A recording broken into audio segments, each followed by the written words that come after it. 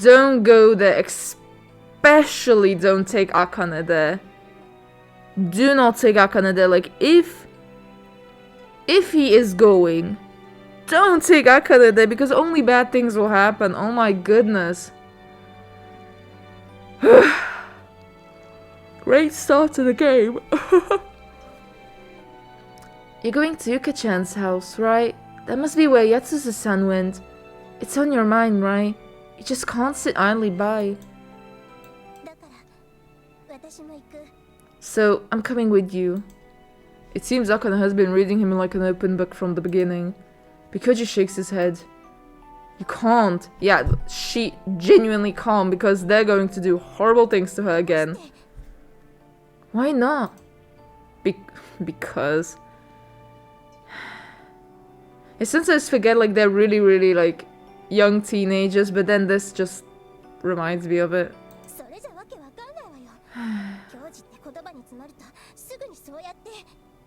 That's not a reason. Whenever you don't have anything to say, you always... Hey, could you maybe get out of the way? Come to think of it, they've been blocking the door this whole time. God. Ah, sorry.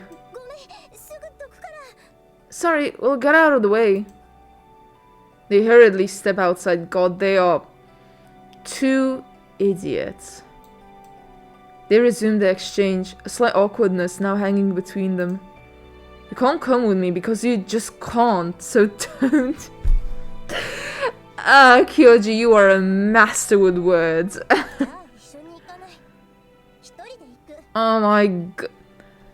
You know what, Akane, if you're so goddamn stupid and the trauma hasn't already, like, completely damaged you, fine, just go on your own, like... She must be aware that she can't do anything, and also, it can only get worse. Like, she must be aware. Has she really just forgotten what happened last time? Goodness. You wouldn't think they're like a bit older teenagers. You would think they're like 12. Fine, we won't go together then. I'll just go on my own. So that's how she wants to play it, huh? Kyoji sighs reluctantly. It's dangerous.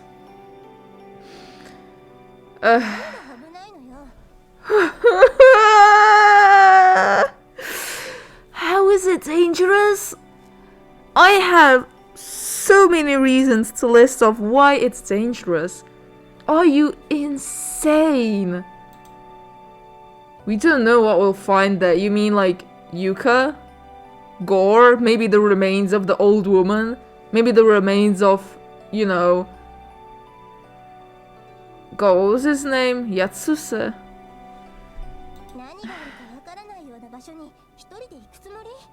And you're going into that kind of place alone? I mean, 1 dead body is better than 2 dead bodies, right? That's exactly why I'm going there alone. Something is going to happen either way, even if you go. It's just 1 dead body less, you know? That makes no sense. What happens if you go there by yourself and something happens to you? Like what?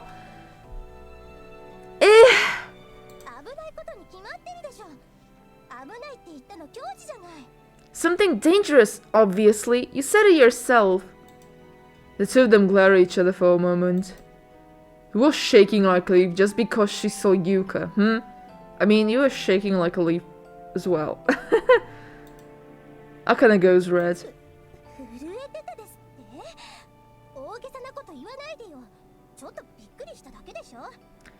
I was not shaking. Stop exaggerating things. I was just a little surprised is all. You would think a person who is so goddamn scared would like stop for a moment and think? Oh really? You call that being a little surprised?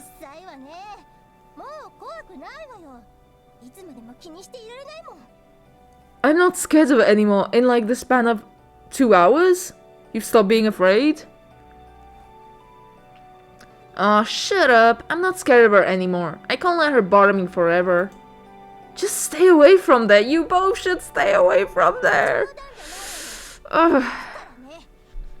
You think I'm joking? I'm coming with you. I said don't.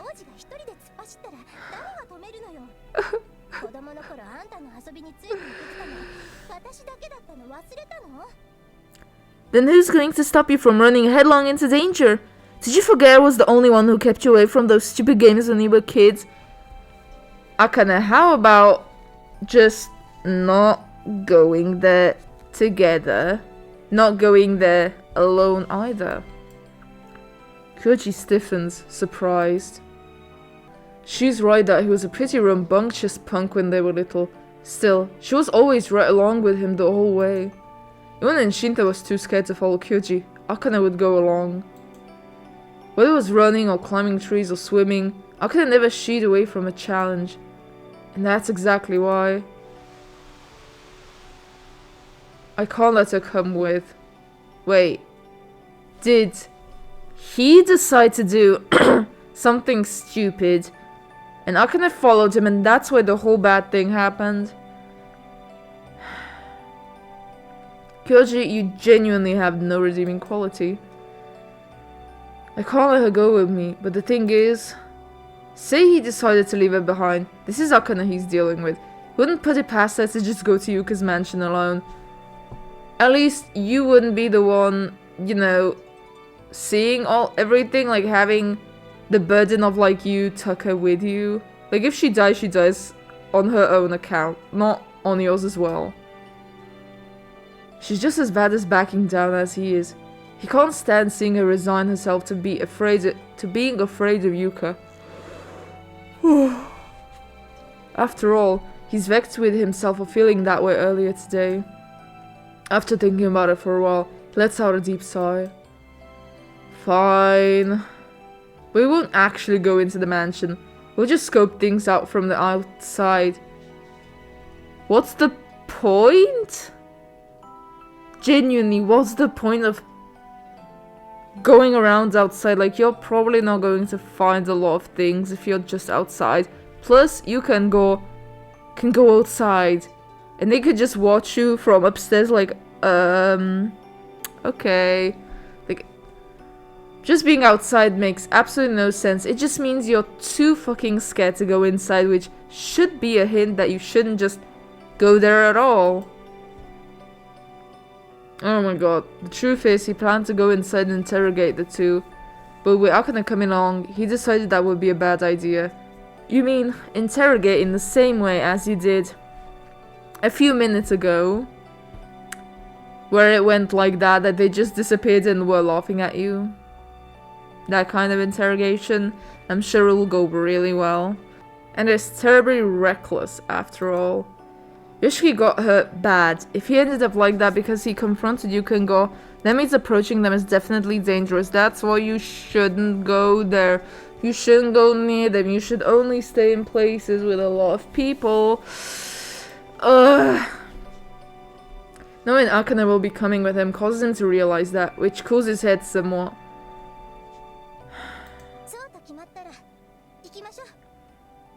If it cooled your head down, you would just not go there.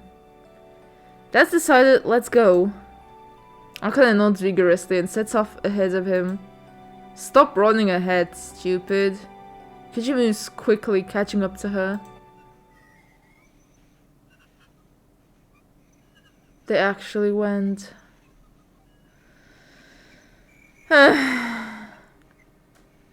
It's only been a few days since they last visited the mansion. Just as they remember it, it's surrounded by foliage, giving it the air of some kind of hideout. The sun has yet to set, which makes this clearing a solitary bright spot in the otherwise dark woods. Despite that, the house seems almost desolate. A heavy, sticky sort of atmosphere hangs in the air. This place is still just as creepy as ever. Yeah. The two exchange a glance before taking a slow step forward. It doesn't feel like anyone's around. The air is completely silent, as if even the wind itself refuses to blow in this place. They stop before coming to the front door. So what do we do? Good question.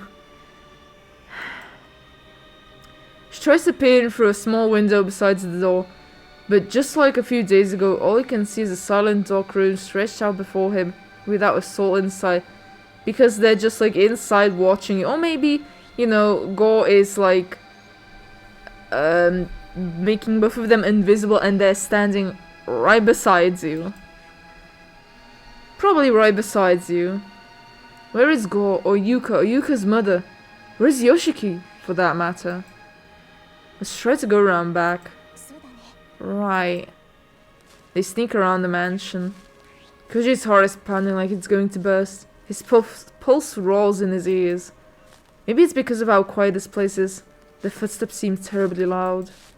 What are they going to say if they get caught here? If they meet Yuka's mother, who seems relatively normal? Did we meet the same mother? They should be able to talk their way out of it. She was extremely not normal. But if they meet Yuka, heaven forbid, if they run into Gore, they'll be in trouble.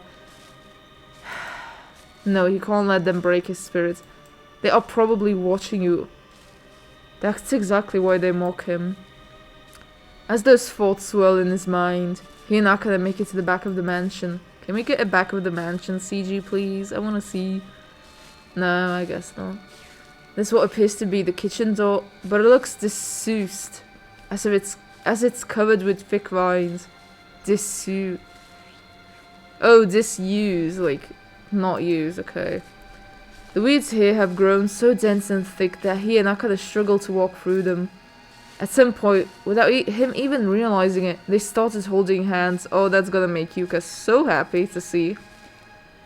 Her palm feels slightly clammy against his. Doesn't look like anyone's home. Not with that music, they ain't. They end up circling back around to the front door. Koji cocks his head, disappointed. Disappointed? You were saying how you don't want to meet them and now you're disappointed that you haven't seen them. Okay, bro. I guess we really can't tell from the outside. Akane seems to be deep in thought. Her expression is grim, her eyes fixed on a spot on the ground. What's wrong, Akane?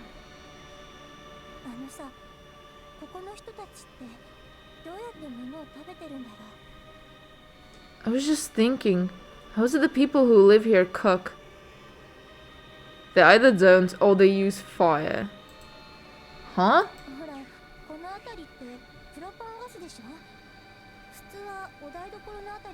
Oh, oh yeah, the fucking propane gas. Oh, I used to live in a place that had them and we had to keep refilling the bombs. It was quite annoying and it's actually pretty heavy when it's full. Like when it's not full, it's really light, but don't really understand how heavy gas is until you've had like a full big, like, you know, like propane bomb. Like it's fucking heavy. I mean, we use propane gas around here. Usually you have some gas cylinders by the kitchen, right? Yeah? You know, they could just be kept in the basement. And we just made a lap around the house, but we didn't see anything like that, right? I don't think so, but still, people are starting to go all electric, right? And she did brew us tea the other day. Yeah, if she made tea, there's like probably some fire somewhere. Even as he suggests this though, Kyoji finds it hard to believe that this mansion would contain such modern appliances. But he says it anyways. Maybe so.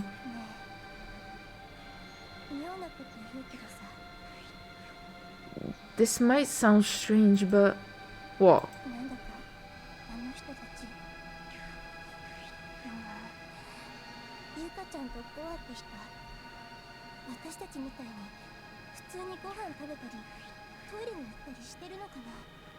Do you think those people... I mean, Yuka-chan and that Go guy...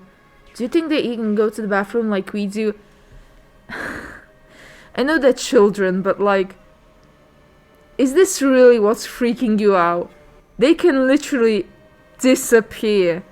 Why is them potentially not eating and shitting so scary to you when they can literally disappear into thin air and Gore has a tentacle coming out of him? Why does this freak you out? I would genuinely just not care anymore about it. Like, I would just not care if they eat or shit. Like, if they don't have to eat and shit, that means that's great that they don't, you know, maybe consume flesh. I would just take that as a win. Why is that freaking you out? I mean, yeah, they'd have to. Why would they? The words come out only after a pause. He gets the feeling that she knows he's harboring the same doubt she has. What's the issue with that? They're supernatural.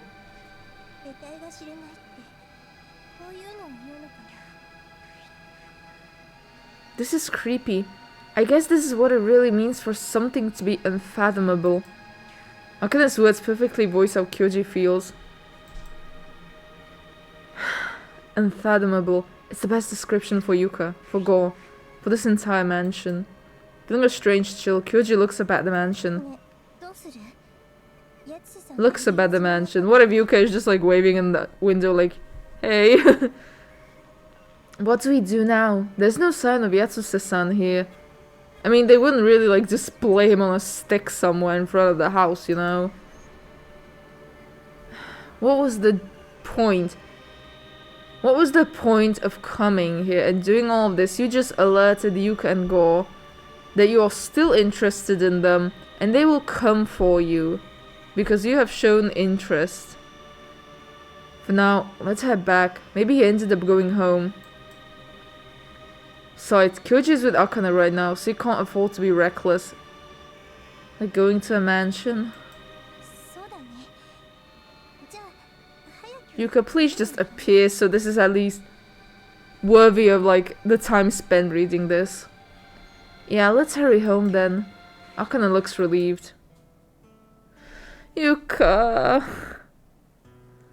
So it's genuinely like absolutely pointless, these like 15 minutes I spent on this. Great. But Yoshiki never returned. Kyoji was hoping to find him back at home, sitting there as if nothing had ever happened, playing the guitar. You know what would have been a great idea? Going to the well. That would have been a pretty smart idea. Because what if they just did the same with Yoshiki that they did to you? Just saying. But of course, they're not smart enough for that. He was holding on to that faint hope when he came in through the apartment door, but was only greeted by silence. Yemiko, who returned home holding a plastic bag full of bento boxes, pouts upon hearing that Yoshiki isn't home.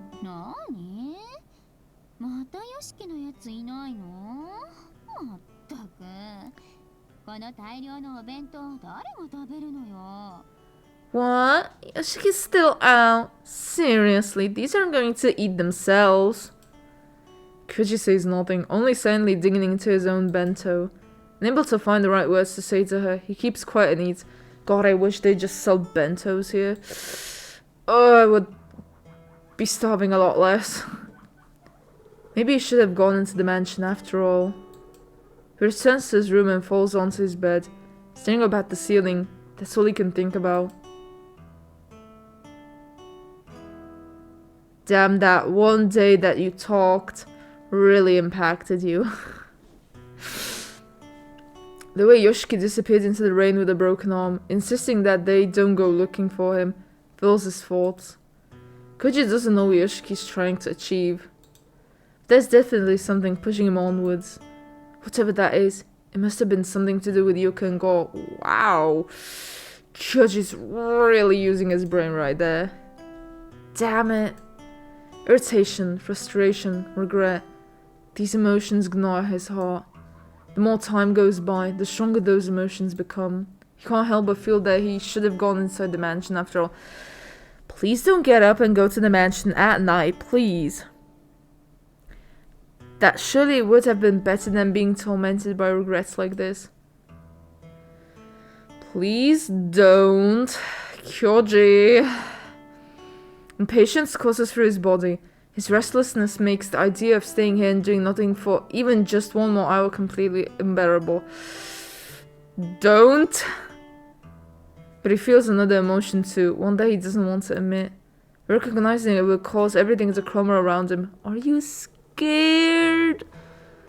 That's logical though. It would destroy his peaceful daily routine of waking up, having breakfast, and going to school with Akane. Things would never go back to normal. They aren't normal. Bro, denying everything that's going on is completely stupid. God damn it, what am I supposed to do? Go to sleep. It's nighttime. Don't go anywhere. He collapses onto his pillow. The night outside is dark, without so much as a glimmer of moonlight. That kind of night where someone could really lose himself. Okay, hopefully he just went to bed and not done anything. Jeez. They're really just trying to make this story as long as possible. Like, can we please progress? Like, this is killing me a bit. Let's go. Yeah. As always, Akane comes to walk with him to school, but he can't even manage a smile. Not that that's anything new. He got hardly any sleep last night. When he did manage to doze off, he only ended up jolting awake from strange dreams, and so it went, again and again. How about using that sleepless night to actually come up with a plan or something? Akane looks quite glum too. We're off, Yumiko-san. When he calls out to her from the front door, Yumiko peeks out at him and gestures for him to come closer.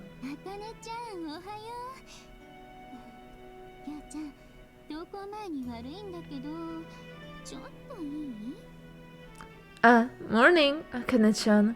Kyo-chan, I'm sorry to ask when you're heading to off to school, but do you have a sec? What is it? Yes, well, you see... Yumiko lowers her voice as she puts her face close to Kyoji's. No. You don't happen to know where Yoshiki went, do you? He wordlessly shakes his head. Yoshiki did ask him not to tell Yumiko anything. Really? Fearing he might blurt the truth out if he opens his mouth, he simply nods. Sorry, Akane is waiting. With those parting words, he leaves the house. For the rest of the day, he can't focus on class. It's a strange feeling. Everything he hears sounds muffled, like there's a bubble around him. Is Gore literally like around you? Trite lines like, this will be on the test, just don't feel real. Same thought that has been haunting him since last night still torments us all. By the time school ends, Kyoji has made up his mind. When homeroom ends, he immediately gets to his feet. Without even gathering his things, he bolts straight for the door. Don't leave your shit everywhere. Take your stuff and leave. Be respectful. Like, come on, even if you're gonna die, don't be a piece of shit. Akane approaches him suspiciously, gripping her bag. Kyoji, where are you going? The bathroom. You going to club? Yeah, I should, but I'm not sure. You'll get kicked off the team if you miss too much practice. Hop to it now. He speaks curtly to her on purpose and leaves the classroom before she can reply. She's definitely gonna be suspicious and follow you. You should at least like go to the bathroom to, you know, pretend you're just like really in the need to take a piss. And she might just leave. He jogs down the corridor for a while, turning around before going down the stairs. There's no sign of Akane following him. Okay. Akane knows. She just knows. He nods to himself as he hurries down the stairs, taking those 2 steps at a time. Akane won't follow him now, oh, you sure? He's concerned about the weird things Yuka said about her, But as long as she's at the club practice, she'll be surrounded by people. Which means she'll be out of harm's way. Oh yeah. The song's already changed? He swiftly changes into his street shoes at the Foot Lockers before sprinting across the schoolyard. Maybe she saw you through the window and is like, ah yeah, let's go. As soon as he leaves the school building, he turns onto the road leading up Mount Nishimori. There's probably another hour or two before the sun sets. Despite that, the shade of the thick trees here makes it look as though night has already fallen. Climbs up the steps, taking the side street, then goes down the trail he seems to be walking along quite often recently. You can feel his pulse throbbing frantically inside his skull. His breaths come short and fast, and his chest feels tight, but his mind is clear. Oh, are you sure? Today, he'll go inside. He'll find out what happened to Yoshiki at all costs. What if he's just not there? Did Yoshiki go into that mansion? Is he still there? If he isn't, where did he go? How's his injured arm doing? I would first check the well. Like, open it and scream if he is there. You can't really go to the other side now, can you? Because, like...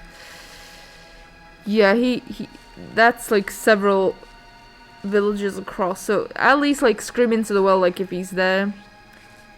If not, go to the shrine. Like, to the actual shrine. Check if he's not in the shrine. Then go to the mansion. At least that's what I would do. On the off chance something happened to him. If they are, say, keeping him there, Kyoji has to save him. How? A child with no use of protecting himself. How are you going to save an adult man with a gun? Some part of him thinks these things only happen in manga or video games. But it feels like giving what's going on between Yoshiki and Yuka. Such a scenario is entirely possible. What if he gets caught sneaking in? If he runs into Yuka's mother, that's fine. But if he's stopped by Yuka and Gore, he'll just throw Yuka's words back at them. I came here to see you, she said to him. What? Is that not allowed? It's fine, I'll manage. At worst, even if they end up trapping him like last time, he made sure to leave his bag at school. Someone will eventually notice that, get suspicious, and do something. Okay, that's at least something, but like... You could have told, at least somebody, like, even the school teachers that... Or just mention it really loudly that you're going to the woods today. Like, fuck Akane, but like... You know, save yourself. Kyoji stands there between the two large trees that serve as a gate of sorts to the mansion, trying to muster his courage. Did he even tell, God, what's he called? His best friend. The guy. Oh my god. It's my memory is shit. Hiding in the shade of the trees, he slowly approaches the mansion. Wait, I have to check. Settings is... Okay, no filter, good. For safety reasons. Hiding in the shade of the trees, he slowly approaches the mansion. The large building is as silent as a grave, making his footsteps seem to echo more loudly than he would like. Remembers the back door they found yesterday. Oh. Maybe he'd be able to get him through there. Sandy makes his way to the back door. Upon closer inspection, he glimpses around. A golden object between the vines covering the door. Probably the dome knob. Timothy pulls aside the vines and gingerly grabs onto it. Metal chill clings to his palm as he twists the knob. It opened. His heart pounding so hard it's almost painful. He gently pushes on the door. The way it creaks as it opens makes his heart skip a few beats. Vines get in the way of it opening properly, but it's open enough to let him peek inside. His eyes aren't used to the dark, causing him to blink repeatedly. But after a short time, the sight washes over him all at once. Threads of light spilling through the vine-covered windows. The place is full of trash bags and dirty dishware. They aren't stacked together in any way, rather, they appear to be haphazardly discarded across the floor. This room has been closed for so long the air has gone stale, reeking of the sour smell of excrement. Is that where the old lady is kept? There's no one to be seen. Maybe you can sneak in undetected now. Is he just going to, like, pass off the fact that he smells shit? As he peers inside, he tears away just enough of the vines to allow the door to open. Once the door is open wide enough for him to slide through, he goes inside. A sink sits on the long wall of the oblong room. Opposite him is a filthy wooden door with a small glass window. Its frame is covered with a layer of dust. On the other side of that window is a large corridor. The interior is deathly silent. Kyoji can't feel anyone's presence. Maybe no one's home, I doubt it. The mansion is devoid of any and all sound. I think I've had this though before. The sort of silence seems familiar to him, as if he's experienced it recently. When was it again? When Gore made everything silent? Gosh, how are you this stupid? He peers through the window in the door, confirming the corridor is empty, and reaches for the doorknob. When he thinks he hears a small sound coming from the door behind him, the one he entered the mansion though. Even as he opens the door in front of him, he is momentarily distracted by what's behind him. He hesitates for a split second. Should he turn around or not? Of course they know you're here. Like, are you stupid? Welcome. Kyoji's breath catches in his throat. Yuka is standing on the other side of the open door. How? It's her house and she can disappear. She's probably been actually watching you the whole day. That's why you heard everything muffled, because Gore was probably right in front of you. No one was there when he looked through the window. He only glanced away for a split second. How did she get there? Ugh. As Kyoji stands there, still unable to breathe properly, Yuka smiles at him. Yeah. I knew she was looking, like, of course. God, how do I properly do her voice? I figured you'd be coming right about now. You went home without coming yesterday, right?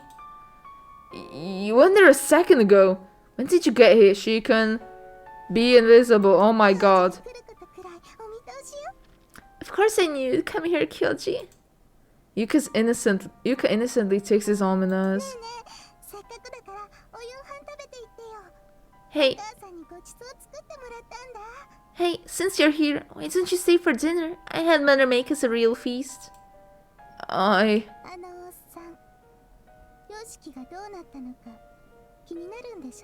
want to know what happened to that old Yoshiki guy, right? Yuka smiles again at the confused Kyoji, then calls out as if to no one in particular.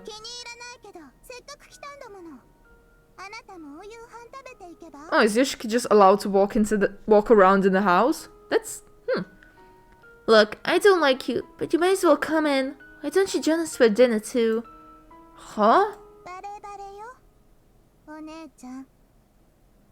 I know you're there, One-chan. Oh, okay. I was just like, is Yoshiki just allowed to walk around the mansion? Of course I knew that Akane is going to, you know, follow him. Disappointing. He hears the door creak behind him. Akane comes into view, wearing an awkward expression. Akane, you... She says nothing, standing there with an unwavering expression and her lips pursed. And standing behind her is a dark-clad shadow, Gore. The dining hall is the kind you only ever see in movies or TV shows, with a long dinner table set for a meal. Sturdy pillows shine with a black luster. An expensive-looking chandelier hangs from the ceiling. Oh, I'd love to have dinner there, not gonna lie. Probably it once lit up the room brilliantly, but now only one of its chains has snapped. And it just hangs there at an angle. There's a thick layer of dust all over it. The wallpaper, which was once adorned with trendy floral patterns, is now covered with conspicuous, unidentifiable stains. Kyoji and Akane were pretty much marched into the room, but as soon as they entered, Gore went off somewhere. Right now, the only people in this room are Akane, Kyoji, and Yuka. Table settings suggest a full-course meal. Silver knives and forks gleam in the dusty room. Kyoji whispers to Akane, who's sitting next to him. Why did you come here? Because he had to sneak over alone. And why do you think I came alone? What was the point of doing that if you just followed me anyways?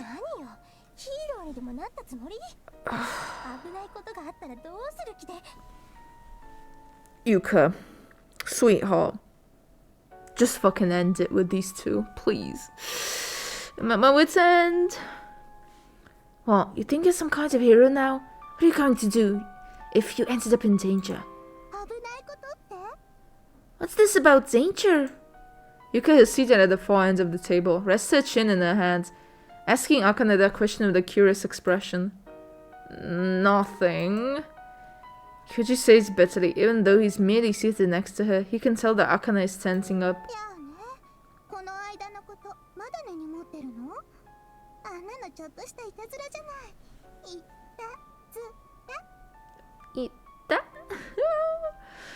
Oh, come on, you're still hung up about what happened? That was just a little prank. A little prank. You call that a prank? Do you have any idea what we went through down there? Consumed with anger, Kyoji instinctively grabs a fistful of the tablecloth, causing the beautiful laid-out silverware to rattle discordantly atop the table. No harm done. You're here now, and you're fine, right? If you think you have any right to say that, just leave it be.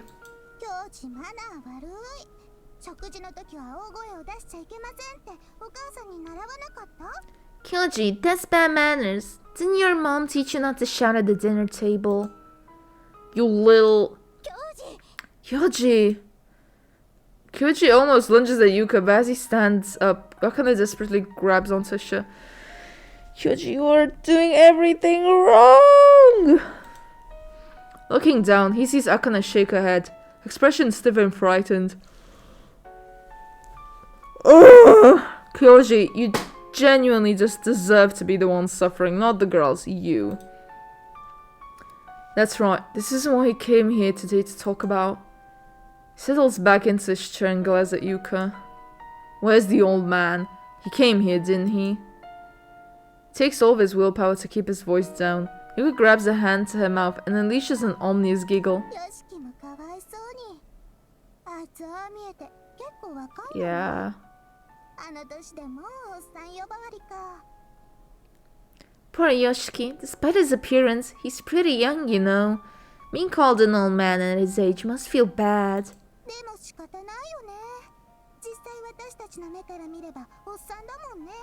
But I guess it's not that surprising. He certainly is old to us. Old to us? Old to you? Yuka, aren't you older than him? For some reason, Yuka proudly puffs herself up. It's not the point. Did he come here or not? Yeah, he did. To his surprise, she nods. And what? Where is he now? Did he leave already? Where do you think he is? Buried in the garden? Yuka leans forward, her hands still folded under her chin. Her large eyes glint with amusement, and as always, they seem fixed entirely on Kyoji. Stop playing games. If you know where he is, just tell me.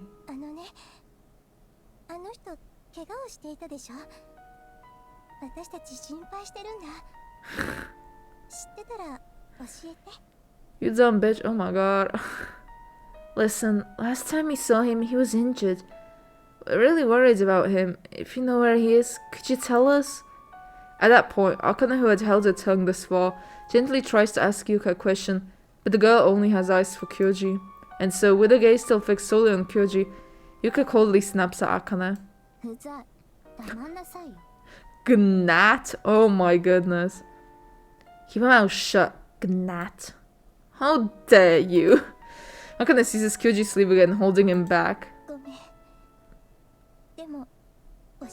Oh, she doesn't want Kyoji to leave. You can leave, though. I'm sorry, but please tell us. Just give us an answer and we'll leave. For the first time, Yuka turns to look at Akane. Yeah.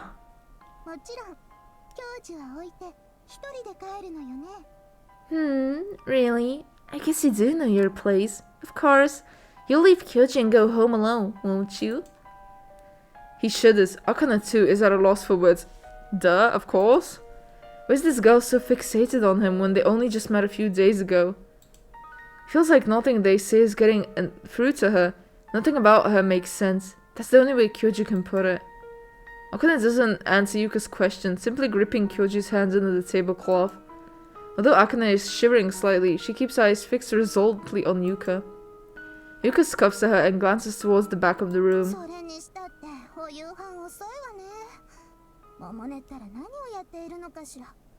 But that said, dinner sure is late. What's keeping you, Momone? Hey, what about a question? Oh my god, are they really going to feed Yoshiki to them? Oh my goodness. That's nice. That's great.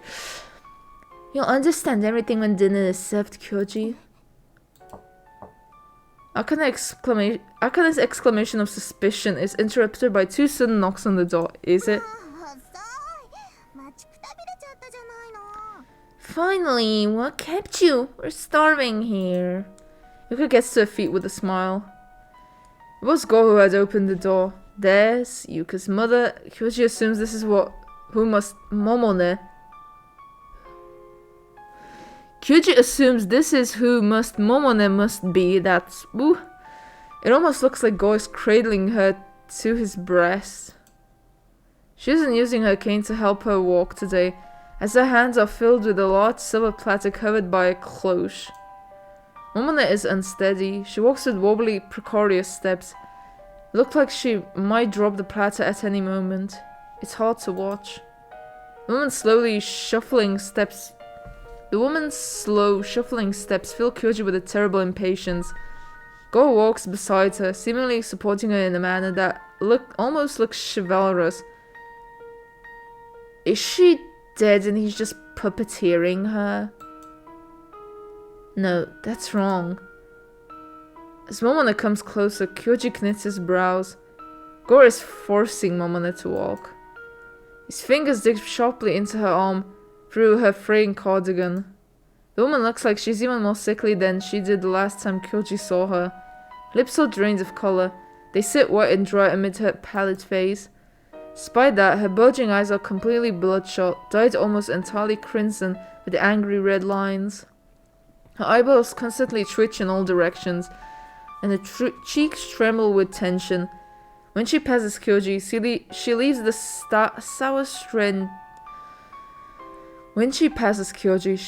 sour stench of drying sweat in her wake. And more than anything, her body is constantly shaking to the point where it's abnormal. Is she already dead? Feels like a long time passes until Momone places that silver platter between Kyoji and Yuka. As she places the tray on the table with an exceedingly heavy sound, Momone lets out a tormented moan. Her labored breath so close to him sends a shiver down Kyoji's spine. Yuka places her hands on her hip while thrusting her finger towards Momone. Momone, open it. No.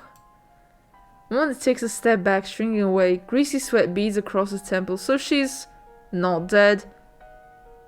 Just very scared. Open it! Do you want to keep our guests waiting? Why not? No, please. Please don't make me do it.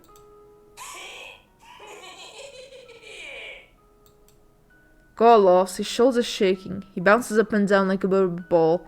Why is she too afraid to open it? Like, she knows what's there, so like... What's the problem anymore? Momone looks absolutely terrified. She and Yuka don't look like mother and daughter at all. It's more like Yuka is Momone's master.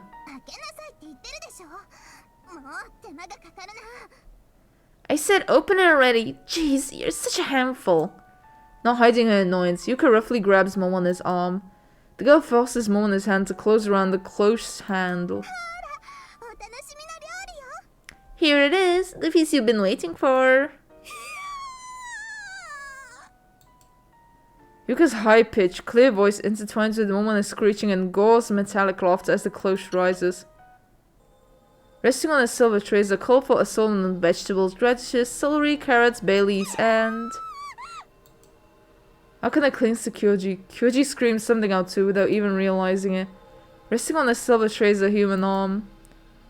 The severed cross-stitch exposes a bone jutting from its center. The yellowish fat, coated with blood, is surrounded by reddish swollen flesh. More blood is spattered over the vegetables. Are you not gonna show it? I do have everything. Yeah, no filter. What the fuck? Lay before them is what was once part of a human body, now reduced to an object, a mass. Kyoji's pulse races so quickly, it feels like his whole body has become his heart. He can't bulge an inch. His body is frozen in place, refusing to move. No, it's not his body that has frozen. His very spirit is paralyzed. A shrill sound fills the dining hall. Finally freed from Yuka's grasp, Momone flings the cloche from her hand.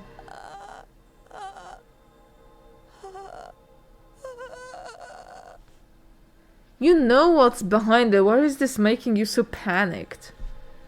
Momone whimpers wordlessly, stumbling back like a hysterical child and landing on her backside. This is just too over the top. She scrambles away on all fours, only to shriek again when she comes across the cloche she herself threw. Seeing the cloche lying at her feet, Kyoji and Akane find the strength to get up and avoid it. Merely covers the platter, but it feels just as repulsive as the arm it conceals. I'm sorry, I'm sorry. Yeah. Oh, pipe down. What's so scary about this? You're such a crybaby, Momone. Simona cowers on the floor and cradles her head. Yuka kicks her in amusement while pointing at the arm sitting on the table.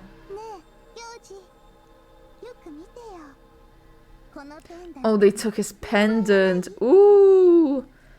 Now, Kyoji, look closely. Does that pendant look familiar? Wait, weren't they like unable to touch the pendant or something? Why could they touch it? Was it? Did it? I don't understand this a bit. I kind of don't get that they are able to touch the pendant. It just feels like a bit strange. I don't know. Okay, gosh, I'm getting a little hot with this. But like, couldn't they like not touch the pendant before? Like, what changed? I don't really get that. Pendant? There's a human arm sitting on the plate. What does the pendant have to do with? Akane clings to Kyoji, shaking uncontrollably. She gulps in shock. Just then, the sight before him properly registers in his mind. Thin leather cord is coiled around the wrist, holding a strange stone. There's no mistaking it. It's the pendant Yoshiki was wearing. And on top of that, those callous and slightly flattened fingers, they'd clearly held down the string of a guitar, bled, healed, and hardened anew. A guitarist's fingers. So that's your answer. I mean, they could have just chopped his arm off and he's still alive, so all the fear drains from Kyoji. Anger boils in its place. It feels like all the blood in his body is seething with pure rage. Play the guitar so well. That's what you're pissed off at? And honestly, the guitar solo was not that great. Fuck me. Kyoji never had a man like him in his life before. You literally hated him. You were just insulting him the whole time. And only after he played the guitar for like a few hours, you were like, okay, this man can play the guitar. That's it. Nothing else. And you're you're like this. Come on, man. Koji didn't like him at first.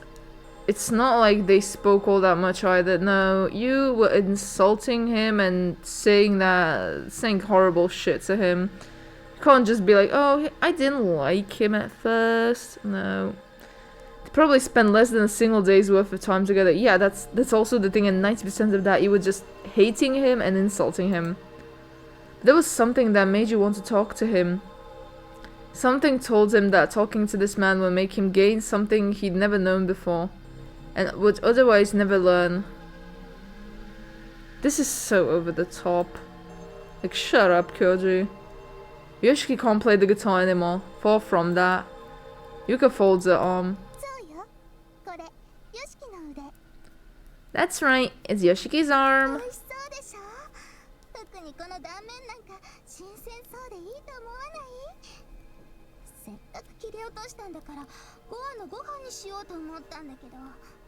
Tasty looking, isn't it? Don't you think the severed section looks especially tempting? Went to the trouble of cutting it off, so I figured I'd give it to Gore as a treat. But then Yuka furrows her brow in displeasure. Oh, so they still can't touch the pendant. But they can't touch it in just that tiny piece, like the tiny area. That's so useless. The pendant is not strong at all then. But we can touch it. Gore couldn't, and neither could I. I wonder why. Her whisper almost sounds like she's muttering to herself. There isn't so much as a hint of regret or remorse for her words. Voice is utterly cold. Even someone who accidentally broke an object would surely express more emotion. Anger fills Kyoji's body, filling his vision with so much red it blots out the color of blood before him. He's going to have an outburst again. He starts to step forward, spurred by so much anger it has blown away all of his conscious thoughts. Before he can get far, someone else lunges past him. Just then, a sharp crack reverberates through the dining hall. Wow, did Akane give Yuka a slap? Oh my god, how effective. Yeah. Girl, just chop off Akane's hands as well, like right now, like please, like this is just, Sakane, just a moment ago, she was trembling behind him, but now her features are contoured in anger as she stands before Yuka, her hand still on the girl's cheek. Horrible.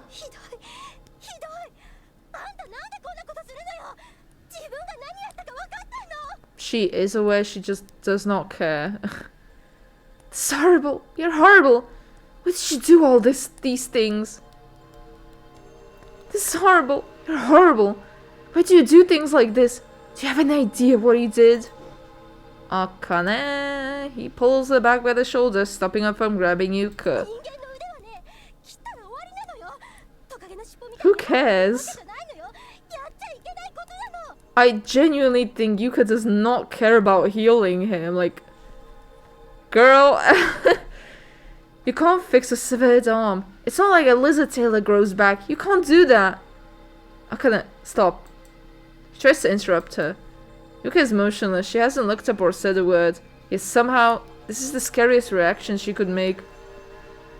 It terrifies Kyoji, making him fear she's planning to do something to Akane. Yeah, she could.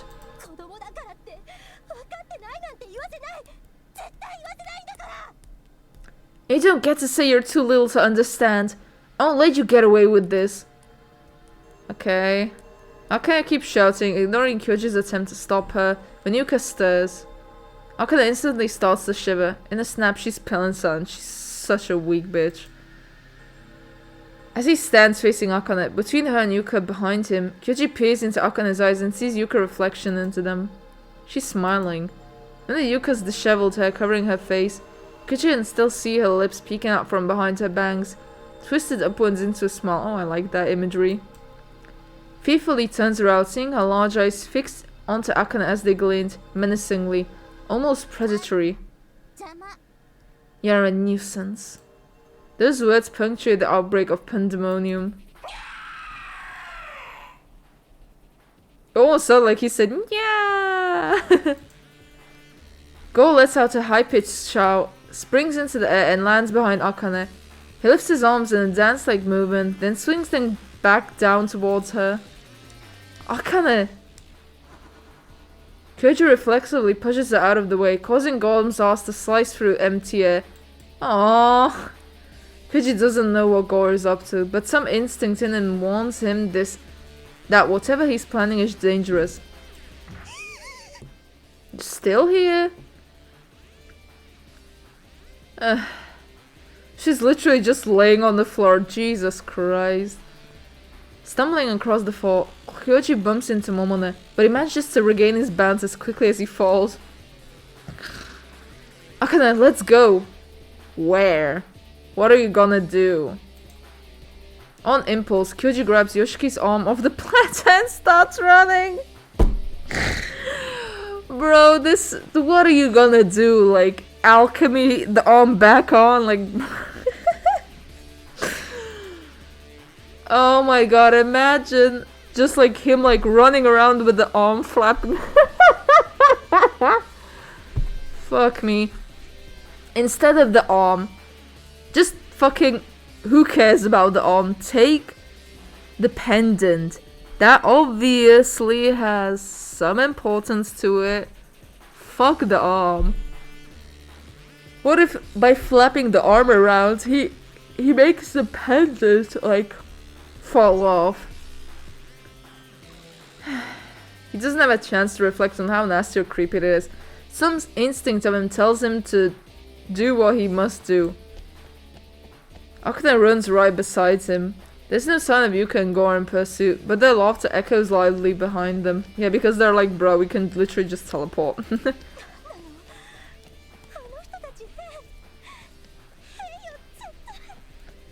What is with those two? They're not normal. Completely messed up. Let's go to the police as soon as we get out of here. Good luck with that. Ushiki is probably dead. Gore must have killed him. The arm feels cold, hard and heavy in his hands. Some part of Kyoji's mind must be completely numb, allowing only anger and grief to fill his heart. They run down the corridor. It's so silent that the gruesome scene in the dining hall and the arm Kyoji now cradles feels like nothing but a bad dream. They reach the dim kitchen, which is still every bit as dusty and filthy as it was when Kyoji came in. He lunges at the knob and pushes the door open. He doesn't want to spend a single extra second here. He has to go outside and look for help, and then... The door opens. Sunlight burns in his eyes, momentarily blinding him. But the moment they step into the light, Kyoji and Akane both gasp. Oh, did he do an illusion? Oh, there's eyes everywhere. What is this? Kyoji doesn't know either. He knows they went back the way they came, but... So why? How is what they're seeing possible? It's an illusion. Before them is a long corridor, stretching as far as the eye can see. Wooden doors line both sides at regular intervals, but it's like the world before them is a huge Trompe-l'oeil painting come to life. Trompe-l'oeil. The fuck does that mean? It's an artistic term for a highly realistic optical illusion of a three-dimensional space and objects on a two-dimensional surface. Okay. So you're just saying it's like a 3D artwork. We probably took a wrong term. Are they not going to mention the eyes everywhere?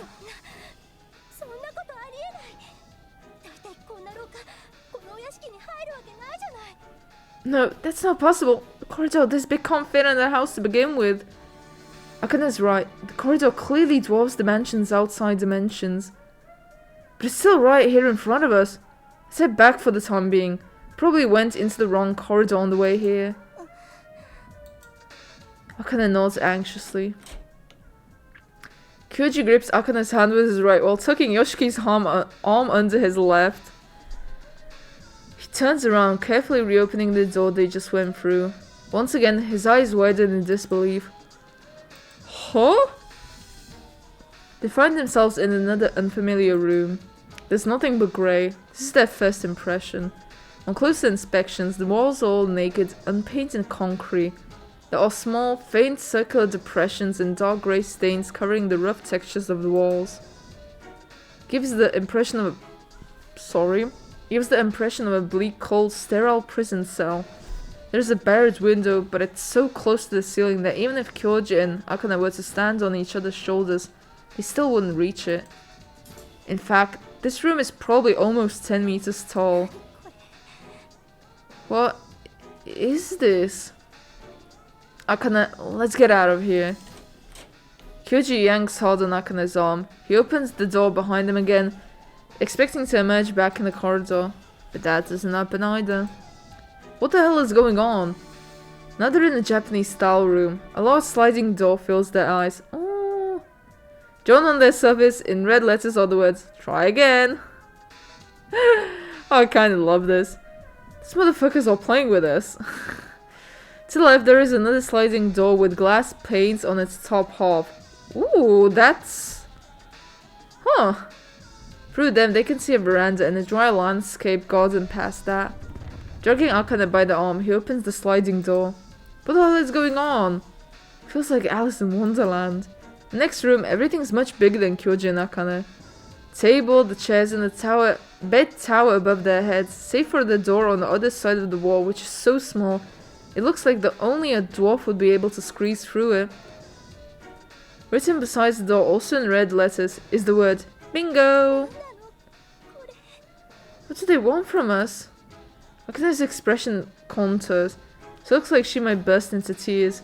They reopen the door they just came in from, now finding themselves in an entirely different room. Kyoji and Akane start running blindly through the rooms. Each door they open reveals a different scene. But they must be closing the doors behind them to make the scenario be different. What if they just stop closing the fucking doors? One leads to a small room full of antique dolls, each of them broken in a different way. Ooh. Another leads to a room full of coffins, like something out of a Dracula movie. I would start opening the coffins. Running around like this makes Kyoji queasy and dizzy. Reminds him of the dream he had when he's sick with a fever.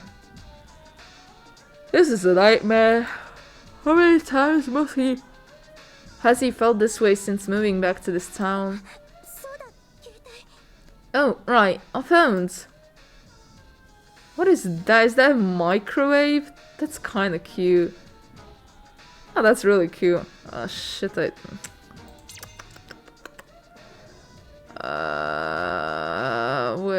backlog. Akane takes her cell phone out of her pocket and starts pressing keys. Okay. Soft dial tone emerges from the speaker. Hello? Akane? Hello, Mom? Akane's expression brightens. Please, help us! We're at...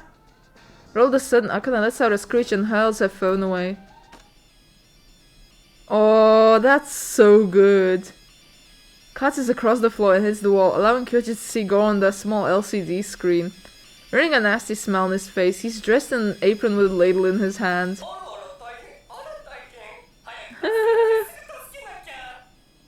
I actually love that. Oh my, that's awful. My, just awful. I have to save you. I'm on my way. Kia!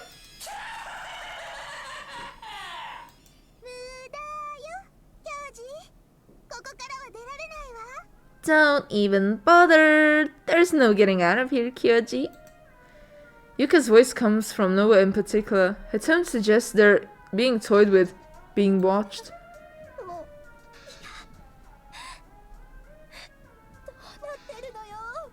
Stop. No. What's going on here? She's got speakers and cameras set up somewhere. She's watching us. She's probably just running along with you. But my phone. They switch it out or hijack the frequency or something. There's a million ways to do this. Forget this. Let's just go. Let's just get the hell out of here. Makes his confident declaration and starts walking, but in truth, he's overwhelmed with anxiety. None of this is possible. It's all just a little hallucination. Maybe they were placed under hypnosis or something without them even noticing. She tries to reassure Akane, who's on the verge of tears. Kyoji opens one door after another. But even if Yuka and Gore somehow hypnotize them. When did it happen? Where does reality end and nightmare begins? Does the hunk of flesh he's holding with one hand, does the shivering Akane he's holding with the other even exist? Does he even exist? Oh no, Denpa. No, don't think about it. Don't be Denpa. Don't do it. This isn't the time to be thinking about such things. They need to escape. Once he starts thinking, he'll just freeze up and that will be that.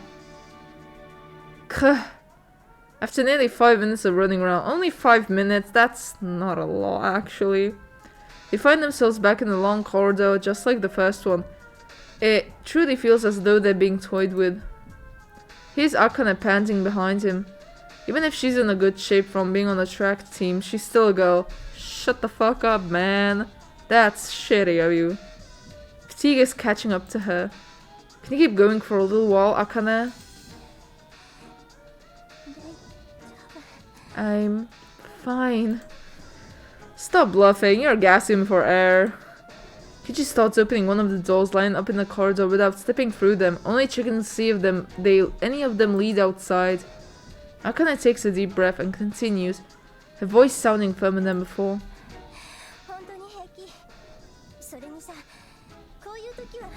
Okay.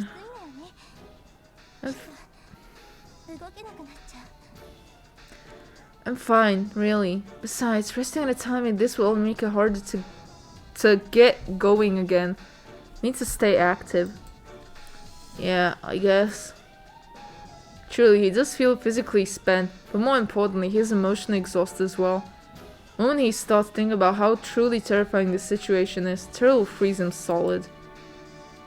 But what's the point of going on it? But what's the point of going on if it's just more of the same? This is some hallucination. No door they open will lead out of this place. They can continue down this corridor, but it will never end. By now, they're not even sure which door they came in from. Were they even going forward, or have they been going backward? I mean, it's all just an illusion. Or it doesn't matter if you're going forward or backward, it's an illusion. That's right, this can't possibly be happening.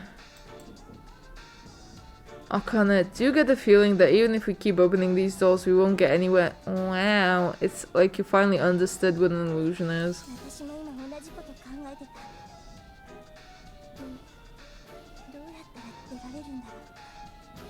I just had that same thought.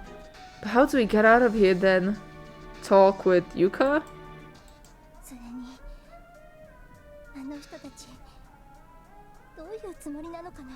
And what do those people want with us? Kichi has no idea. Given what those two did to Yoshiki, they might just want to kill them. They're definitely sadistic enough to do that. No point thinking about it right now. Either way, it's clear they're dangerous, so we need to get out of here. Says this, Kyuji stops to open what feels like the 100th door. Akane, lost in thought while falling behind him, bumps into his back. Since he's holding Akane's hand, he had to awkwardly clutch Yoshiki's with his spare one. His awkward grip causes it to drop to the floor. When Kyoji hurriedly bends over to pick it, something unusual happens. Ooh!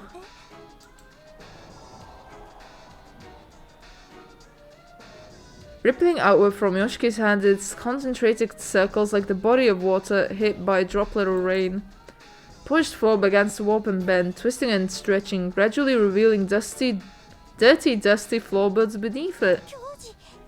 Kyoji! Yeah, Kyoji's breathing speeds up. Doesn't know why or how, but the illusion is fading. But then something else happens. Go, Gore! Oh, they want to grab the hand, huh? Yuka's voice rings out of nowhere, and then... Suddenly, the black-cloaked man descends on them, barking with a shrill laughter. Glides towards them from the far side of the corridor. Something blows from Gore's direction, making the hair on his back stand on end. Kyoji's instincts scream at him to run. Run! Akane, run! How about... yeah... take the fucking hand. But like, you could trace the pendant on the wall to get back into reality. The moment he picked Yoshiki's arm, the glimpse of reality that reveals itself suddenly disappears.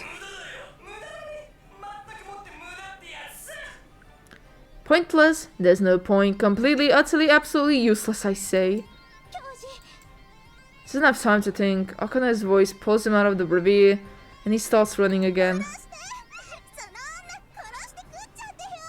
Kill her! Kill that woman! Eat her! Yuka's voice eggs Gore on. They're after Akane. When he hears this, Kyoji freezes up. You think I'll let you? As Gore bears down upon them grinning, Kyoji rushes towards him. His mind is blank with anger. He doesn't have the first idea how to oppose this man, but he'll never let them kill Akane without a fight. Gore bends forwards as he charges towards Kyoji, wagging his index finger. You're reckless. That's a no-no. Akane, just run. I'll keep him busy. Hurry. Kyoji lunges at Gore. His fingers grip his mantle. Or they should have, but the moment he thinks he has Gore in his grasp, his fingers grasp the empty air. Behold my magnificent dance. Gore's large form soars through the air, gliding effortlessly over Kyoji's head and lands in front of Akane. Akane's face stiffens. Kyoji can see, from behind Gore's body, that she opens a nearby door and takes cover in a nearby room. Time for a fun rabbit hunt. Gore chases after her with a cackle. Just as the door is about to close, Kyoji follows after them. But? Where's the but written like that? There's nothing but a small windowless room. The walls are all smooth, without any windows or doors. Its only notably... The fuck? Its only notable feature is that it's so white and clean, it almost gleams. No one's there. Neither Gore nor Akane are anywhere to be seen. Yeah, they just wanted the illusion to trap you. You can hear Akane scream somewhere in the distance. Her voice echoes loudly from every direction. Akane! Akane! Kyoji desperately bangs on the surrounding walls. Somewhere! There has to be a door somewhere. It's probably hidden clearly in the concrete walls somehow, but there has to be some secret passage out of this room. Do you still have the hand? Fucking use it. Or maybe a trapdoor, or an exit hidden in the ceiling. But no matter how hard he bangs on and kicks out the walls and the floor, nothing budges. Can't hear Akane screaming anymore. Realizes the door through which he entered this is gone too. Kyoji stands, frozen in the white light. Akane. Akane, answer me, Akane. He shouts so loud his throat feels like it will tear. He got her involved. It's all his fault this is happening to her. I mean, yeah. I think most bad stuff that happened to Akane is his fault, so... Genuinely wish that Kyoji suffers. If he only hadn't come here, then she wouldn't have followed him. She shouldn't have gone to the police for help instead. She should have at least confided in Yamiko. Why did he even come here? This was too little too late. Yoshiki's probably long. But wait. Kyoji glances at the object he's still holding. Yoshiki's arm. Jesus Christ. This man pains me. He pains me. Okay, I'm actually getting a bit dizzy from being so tired. Like, I've talked a bit too much. So, I will go and eat some food. And yeah, I'll go and edit the video I wanted real quick. Okay. There hasn't been a lot of options in a long time, actually. Huh. Yeah, so I'll go and quickly try and edit a video I wanted to post. And I'll probably stream. Yeah, I want to make the most out of today because I've spent too many days just like doing other stuff apart from like making videos, so I want to spend today as much productive as I can. So yeah. Oh, goodness, I can't go to sleep yet. Have to survive. Yeah, anyways, thank you for watching. Bye bye.